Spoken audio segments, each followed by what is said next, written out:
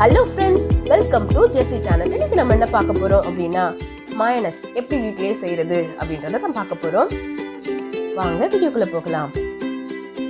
இது கடையில் நமக்கு நிறையவே கிடைக்கும், நிறைய விதவிதமான மயோனைஸ் கிடைக்கும். ஆனால் அதில் கண்டிப்பாக நிறைய ப்ரிசர்வேட்டிவ்ஸ்லாம் சேர்த்துருப்பாங்க, நிறைய கெமிக்கல் சேர்த்துருப்பாங்க. ஸோ அது நம்மளுடைய உடம்புக்கு நல்லது கிடையாது. அதை நம்மளே எப்படி ஹெல்த்தியாக வீட்டில் செஞ்சு சாப்பிட்லாம் அப்படின்றத தான் நம்ம இதில் பார்க்க போகிறோம். இது நம்ம வீட்டிலே செய்கிறதுனால அந்த டேஸ்ட்டுக்கும் இந்த டேஸ்ட்டுக்கும் எதனா டிஃப்ரெண்ட் இருக்குமானா இல்லவே இல்லை. அதை விட சொல்லப்போனால் இது ரொம்ப டேஸ்ட்டாக தான் இருக்கும். இப்போ நான் செய்ய போகிறது 625 ml நமக்கு கிடைக்கும். மைனஸ் 625 ml நமக்கு கிடைக்கும். நீங்கள் அதுக்கேற்றாப்பில் ஆல்ட்ரு பண்ணிக்கோங்க உங்களுக்கு தேவையான அளவு. இது ஒன் டைம் மட்டும் யூஸ் பண்ணுற மாதிரி தான் இருக்கும், நம்ம வச்சு யூஸ் பண்ண முடியாது. ஏன்னா இதில் நம்ம எந்த ப்ரிசர்வேட்டிவும் சேர்க்கலை. ஸோ இது அப்பப்போ செஞ்சு சாப்பிட்றதுக்கு இது கரெக்டான மைனஸாக இருக்கும். இப்போது முதல்ல அதுக்கு என்னென்ன பொருட்கள்லாம் தேவை அப்படின்றத பார்ப்போம். 2 முட்டை, அரை ஸ்பூன் மிளகுத்தூள், 1 ஸ்பூன் உப்பு, 1 எலுமிச்சைப்பழம், 500 ml எண்ணெய் எடுத்திருக்கேன். இது ஃப்ளேவர்லெஸ்ஸாக இருந்தால் நல்லாயிருக்கும். அதாவது எனி சன்ஃப்ளவர் ஆயில் நம்ம எடுத்துக்கலாம். இதில் இவ்வளோதான் நமக்கு தேவையான பொருள். இப்போது இதை எப்படி செய்கிறது அப்படின்றத பார்க்கலாம். உங்ககிட்ட ஹேண்ட் பிளெண்டர் இருந்ததுன்னா ஹேண்ட் பிளெண்டர் யூஸ் பண்ணிக்கோங்க. அப்படி இல்லாதவங்க ஒன்றும் பிரச்சனையே கிடையாது. நம்மளுடைய மிக்ஸி ஜார் இருக்குல்ல, அதில் பெரிய சைஸ் மிக்ஸி ஜாரை எடுத்துக்கோங்க. 2 முட்டை,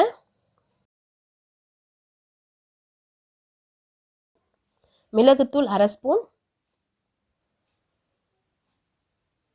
உப்பு 1 ஸ்பூன். இது நம்ம தந்தூரிக்கு சாப்பிட்றதா இருந்தால் அதனுடைய உப்பும் இதுவும் நம்ம மிக்ஸ் சேர்த்துக்கலாம், ஒன்றும் பிரச்சனை இல்லை. ஒருவேளை இதில் உப்பு கம்மியாக இருந்தாலும் பெருசாக தெரியாது.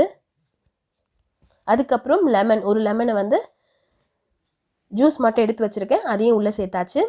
இப்போது எண்ணெயை முதல்ல எடுத்து வச்சுருக்க எண்ணெயை 3/4 அளவுக்கு நீங்கள் சேர்த்துக்குங்க. சேர்த்துட்டு நல்லா பிளெண்ட் பண்ணிக்கோங்க. பாருங்கள், பிளெண்ட் பண்ணுறேன், எப்படி இருக்குன்னு பாருங்கள். இதை நீங்கள் மிக்சியில் பண்ணிங்க அப்படின்னா சூடு ஏறாமல் பார்த்துக்கோங்க. விட்டு விட்டு பல்ஸ் விட்டு விட்டு நீங்கள் பண்ணுங்கள், அப்படின்னா உங்களுக்கு சூடு ஏறாமல் இருக்கும்.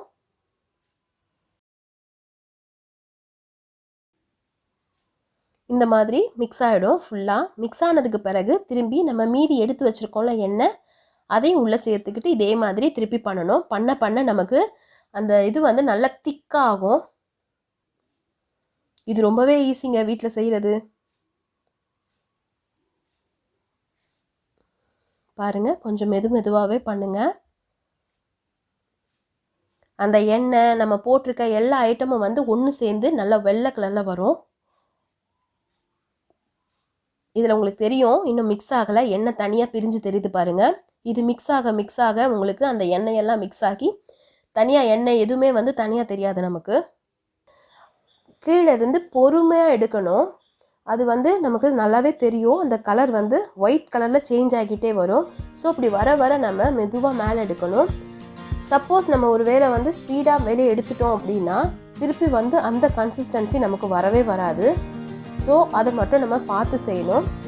உங்களுக்கு தெரியும் கன்சிஸ்டன்சி, அதை எடுத்து இப்படி போட்டிங்கன்னா அந்த ஸ்பூன் கீழே விழாது. அந்த மாதிரி நல்லா ஒரு கன்சிஸ்டன்சி வந்தோட நம்மளுடைய ஹேண்ட் பிளெண்டராக இருந்தால் ஸ்டாப் பண்ணிக்கோங்க. இதுவே மிக்ஸி ஜாராக இருந்தாலும் ஸ்டாப் பண்ணி எடுத்து ட்ரான்ஸ்ஃபர் பண்ணிடுங்க வேறு பாத்திரத்தில். ஸோ இது ரொம்ப ஈஸி ஃப்ரெண்ட்ஸ். கண்டிப்பாக நீங்கள் வீட்டில் ட்ரை பண்ணி பாருங்கள். ட்ரை பண்ணி பார்த்துட்டு எப்படி வந்தது அப்படின்றத எங்களுக்கு நீங்கள் கமெண்ட்டில் சொல்லுங்கள்.